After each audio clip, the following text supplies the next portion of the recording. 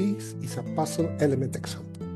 Hello everyone, here's a practical example on my take on puzzle elements in adventure modules.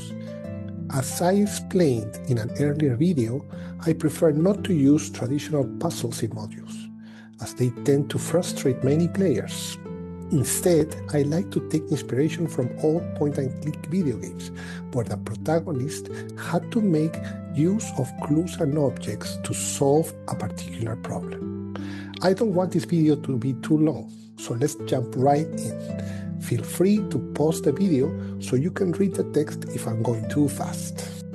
The puzzle we're looking at today is set in the first part of the Thing from Across the Veil module.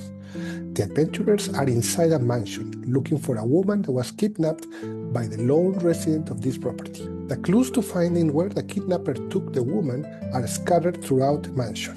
It is the adventurer's job not only to find the clues scattered throughout, but also make sense of them by thinking how each piece relates to each other. Note that due to the mansion's layout, these clues can be found in any order. Let's take a look at each of the clues in this puzzle and where they are located. As you can see in this map, areas 5, 7, 9, and 14 have the elements needed to find and implement the solution. Let's start by looking at area 5, the map. This location provides two clues. First, a map that seems to have been used to find a location in the area around the mansion, and second, a notebook where the writer expresses his frustration at not finding the entrance to the center. Now let's look at area 7, the pantry. This area is under a spell that keeps things in it cold, just like a very large refrigerator. Among the things found inside, the adventurers find 2 flasks with blood that are clearly labeled as blood of Aslan and blood of Dorner. With no further explanation, their purpose is not clearly apparent, but other clues around the mansion will shed light on why they are useful. Let's proceed now to Area 9, Augustus's study. There is a secret compartment on the desk with an unsent letter.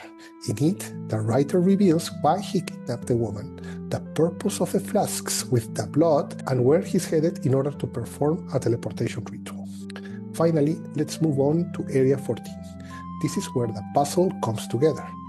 The adventurers find Augustus's familiar, who pretends to be helpful in order to trick the adventurers into a trap. He will provide hints if the characters are missing the blood needed to perform their ritual, to chase after Augustus to retrieve the kidnapped woman.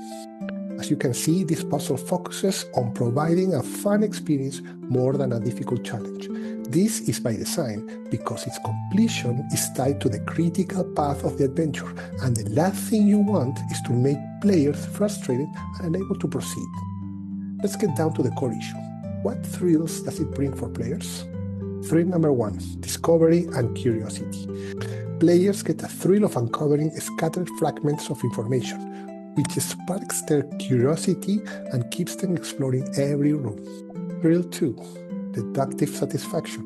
As they connect the clues together, players feel clever and rewarded for paying attention to the story and environment. Thrill 3, narrative momentum. Solving the puzzle directly pushes the plot forward, making players feel like their actions matter and that they are actively driving the story. So, as you can see, this puzzle situation creates 3 distinct thrills that keep your players hooked. This is the last video in this series. I hope you enjoyed it. I will not be posting more scripted videos for a while, as I will be focusing on preparing materials for my own D&D campaign, but I will continue posting hot take videos from time to time. See you around!